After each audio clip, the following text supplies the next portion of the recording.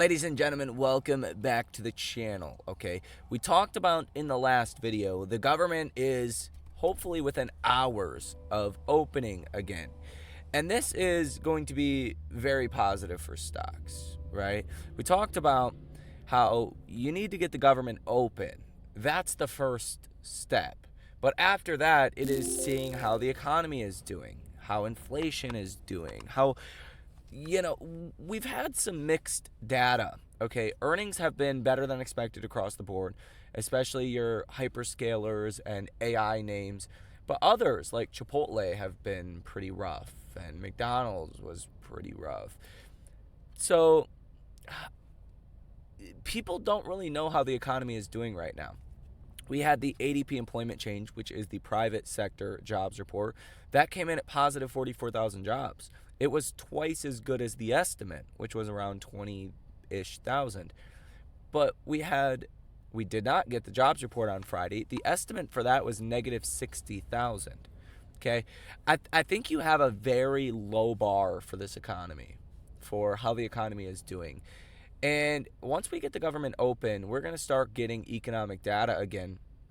And that is going to be the main driver of this market and what comes next over the next 7 weeks of this year. And while November is historically a very positive month for stocks, it's the best month out of the year. December is the second best month out of the year. And we could have a year-end rally on our hands. We need the government to get opened, and we need the economy to show that it's not as bad as feared. And I think that's going to be pretty easy to do. But when does the government open? That's a big question. The Senate releases 3 draft bills to help end the shutdown. The Senate has unveiled 3 draft bills covering agriculture and the FDA, the legislative branch, and military construction and veterans affairs. Together, they represent about 10% of total federal funding. However, these bills do not address the main cause of the shutdown, the pending expiration of ACA Medicare subsidies. Republicans plan to attach related provisions to a temporary funding measure in hopes of winning Democratic support and ending the 40-day government shutdown. So it looks like there's some progress. The fact that they're talking and, drafting things up looks good. I don't know. The government shutdown may end by the time you guys see this video. We are on I-75 right now, going northbound by the Florida-Georgia line. I think Hamilton County, and there's like a massive car pileup. We've been sitting on the highway for almost 3 hours now. And, there's not really internet out here. So, I don't know when this video is going to be posted, but the government might be open by the time it is posted. That's the hope. If it is, oh boy, we're going to have one hell of a rally tomorrow. If it's not, I think we still have a rally because people are getting excited about the government opening, but that rally probably only lasts a day or two. You really need to see how the economy is doing. And in this video, we're going to look at your economic data sets coming out this week. If the government is open, you're going to have quite a bit of data to go off of that could really kickstart an end-of-the-year rally from this point. Keep in mind, the bar is super low right now. People are not bullish. People are fearful about a recession at this point. So it's not going to take a lot of good news to get stocks to really react positively to the upside. And we'll break all of this down in today's episode. Do me a quick favor, first and foremost, hit that like button as well as subscribe to the channel if you have not done so already. And let's get started. Republican Senator John Thune states that an agreement is nearly ready. So it looks like the government, again, is going to be opening here pretty soon. If not tonight, probably tomorrow, okay? This individual says Thune confirms it. The deal is nearly sealed. Shutdown exit is loading. Weeks of silence, thousands of delays, billions stalled in limbo.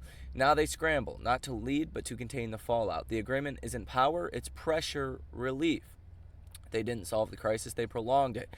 Now they want credit for ending what they broke, which, I think both sides are just broken at this point, okay? All of politics is broken at this point. it doesn't serve the people and doesn't represent the people, that's for sure. But what we do know for certain is ending the government shutdown turns into very much a positive catalyst for this market. And then the question is, how bad is the economy? Is it worse than expected, or is it better than expected? And I would take the view that this economy is probably better than expected.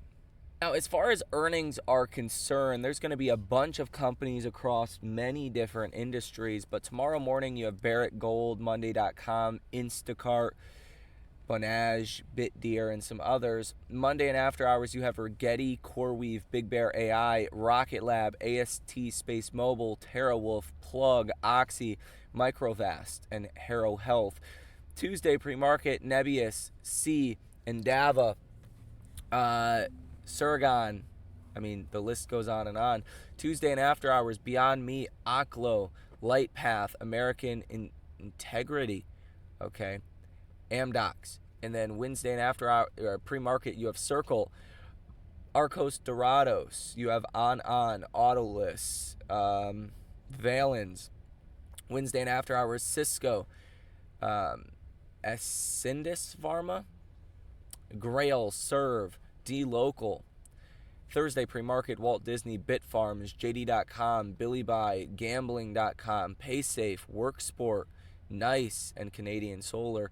Thursday and after hours, you have Red Cat, Applied Materials, New, Virgin Galactic, Beazer Homes, CodeX, The Metals Company, and Luminar. And then Friday pre-market, just a bunch of random companies. So I can tell you just from looking at this, this upcoming week is a big week for AI, right? And even quantum, like Rigetti and CoreWeave, Big Bear AI, Rocket Lab, kind of in that, not necessarily like AI, but a hypey area. AST Space Mobile, TerraWolf, Nebius, okay, Circle, Red Cat. There's others as well. So over the next couple of weeks, it's really going to be on smaller cap companies and a lot of the AI trade, which AI is alive and well. And I do think over the coming, weeks, it's going to show that many areas of the AI trade are alive and well, right? That it's not just the hyperscalers, but smaller companies are also doing well.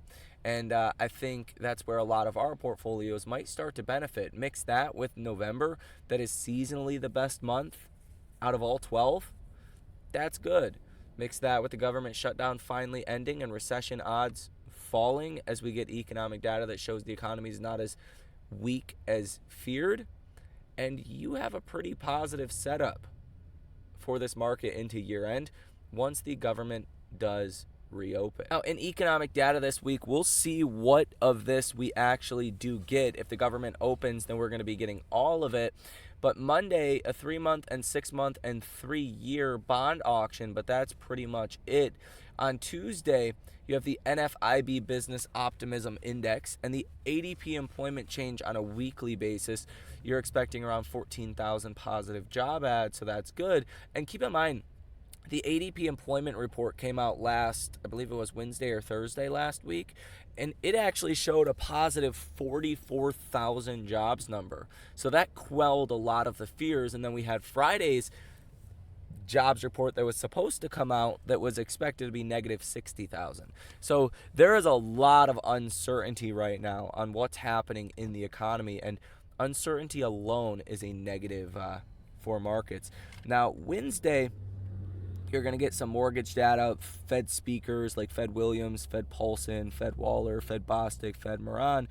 You are going to get a 10-year bond auction as well, which is going to be important considering the fear out there. If there's really a lot of fear over a recession, you're going to see bond yields plummet in that 10-year Treasury auction, which is going to bring down rates, but send a message that big money is nervous about this economy. So that could actually be an important catalyst. On Thursday, we're going to hopefully be getting, we get a speech from Fed Hammock, a 30-year bond auction, the Fed balance sheet. We do get some data out of China as well, the industrial production year over year, retail sales year over year, unemployment rate, and the fixed asset investment year to date. But we should be getting if the government is reopened, CPI, so core CPI month over month and year over year for October should be coming out, month over month and headline as well. And then a bunch of initial jobless claims, they're really starting to add up. You're looking at 1, 2, 3, 4, 5, 6, 7 of them. We might be getting all at once if the government does reopen. Continuing jobless claims and the 4-week jobless claims average. Then you have the monthly budget statement as well. So we may get CPI this week. If CPI is coming down, making progress, then that's obviously going to be a strong catalyst as well, because it's going to push the Fed to cut rates, especially if the economy is weaker and inflation is not the problem that they might think. Friday, things get a little crazy as well. You're going to be getting a speech from Fed Logan and Fed Bostic as well as Fed Schmidt. But you could be getting PPI month over month for October and September, retail sales for September and October, core PPI for September and October, a bunch of other retail sales data, control group month over month, excluding autos, PPI X food, energy, and trade, business inventories, okay. All kinds of different data could be coming out Thursday and Friday that will have a big impact on this market if the government is open and funded. And I just want to explain it like this, okay, guys? The markets are so negative right now. It's not going to take a lot of good news to really see stocks run here, okay? I don't know what that good news is going to be. Maybe it's the government reopening and CPI, okay? Like, just if the government opens alone, that's not enough to give you like a year-end rally. It's enough to give you a day or two worth of a rally, but then you really need to see the economy show that it's not cratering. If the economy is cratering, even if the government reopens, like that's not going to be a positive, okay? That's still going to be a negative for equities. But the bar is really, really low. It's kind of like if everyone was bearish on NVIDIA before NVIDIA's earnings, and NVIDIA beat estimates by a little bit, right? Or you know, the typical NVIDIA numbers. Like the stock's going to go up quite a bit, right? I'm using NVIDIA as an example here, but you can look at any other stock, right? When expectations are this low, it doesn't take a lot of good news to get things moving in the upwards direction. The CNN Fear and Greed Index is sitting at extreme fear. Market momentum is fear. Stock price strength, extreme fear. Stock price breadth, extreme fear. Put in call options, extreme fear. Market volatility is neutral. Safe haven demand is fear. And junk bond demand currently in extreme fear. And as I've showed you guys as well on this channel in the last couple of days, the percent of stocks trading above their 50-day moving average coming in at 38%. This is about as bad as it gets outside of a full-blown crash. Like, you are at very much correction-like levels right now as far as this metric is concerned. So how much worse does it get? I don't know, but you're definitely going to have to see, recession fears go up even more, really, really bad economic data, something. But it's hard to hold a sell-off like this in small caps and mid caps and growth areas, for this long. You've been selling off for almost a month now, and people are really capitulated across the board, okay? Retail investors, it feels like, have long capitulated a while ago, okay? Sentiment in the headline S&P on Friday was bearish at 42. Message volume was high at 57, and the participation ratio was extremely high at 96, okay? So, yeah, people are really sick and tired of this market. The NASDAQ was actually bullish on Friday, coming in at 61. Message volume was high at 61, and the participation ratio was extremely high at 89. But again, if we can get CPI that comes in better than expected, which I think is a pretty good probability if the government does reopen this week, then the odds of rate cuts are going to surge, and that's also going to fuel the small cap area. The best possible scenario, most likely for the small cap area, which is a lot of where we are investing small caps or high growth in general, is you don't want an economy that is super strong. You want an economy that can, show a little bit of weakness to give you rate cuts, but not enough to cause recession fears. okay? And you want to see inflation coming down. The Fed theoretically can cut rates all they want if the economy is good or bad, if inflation were to come down, right? So you definitely want to see that happen. The odds right now sitting at 62% for a rate cut December 10th, a 38.1% chance of a pause or no rate cut. And then for January 26th, there's about a 29.2% chance of another rate cut, okay?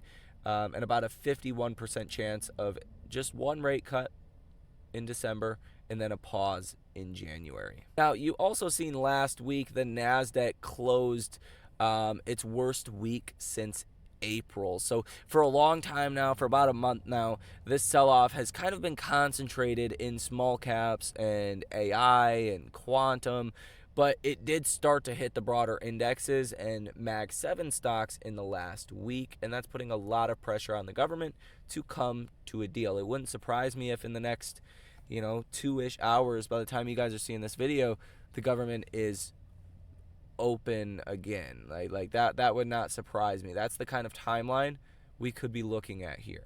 Once they start to say, hey, we got a deal that's almost ready, you basically have a deal at that point. But again, I don't know when this video is going to be posted. It might be like late tonight. It might be on schedule. I have no idea. Like we might be here like 5-6 hours total is kind of what it's looking like. And, maybe the government hopefully is reopened in that time. Now, if it's not, I still think we're set up for quite a rally coming tomorrow. A continuation of Friday's rally, if you will. And hopefully we see that, because some relief in this market would definitely be welcomed at this point. But once you get past the government reopening for a day or two, you're going to rally. And then after that, it's really all about the economy. And I could see us set up for a better than expected CPI report this week. You simply cannot have inflation thrive in an economy that is weak. And although I don't think we're like recessionary weak, I think we're probably seeing some damage done from the economy from the government shutdown perspective. Okay. So later this week, you could get better than expected economic data, and that is likely going to set up an end of the year rally. What if this whole time for the last month now, Wall Street has been worried about a recession, and what if we start to get economic data that shows, wait, we're not going into a recession? That's going to cause a pretty aggressive move in markets, and that would be my base case expectation at this point.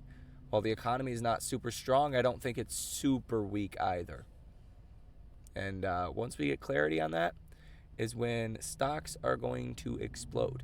Do me a quick favor, ladies and gentlemen, that is it. Hit that like button as well as subscribe to the channel if you have not done so already, and check that link out down below in the description of today's episode if you guys want to come join the trading community. We are going out and finding these AI stocks that are under the radar that I believe have massive upside opportunity over the next 12, 24, 36 months, and making decisive investments in those stocks. And I think AI is really a theme that's going to last for decades. It's kind of going to be like the internet. It comes and never leaves. So there's going to be different areas of this that are hot at different times, and we want to capitalize on exactly that. So again, hit the like button and subscribe to the channel. Link down below to come join the trading community. Have a great rest of your day, and I will see you in the next one.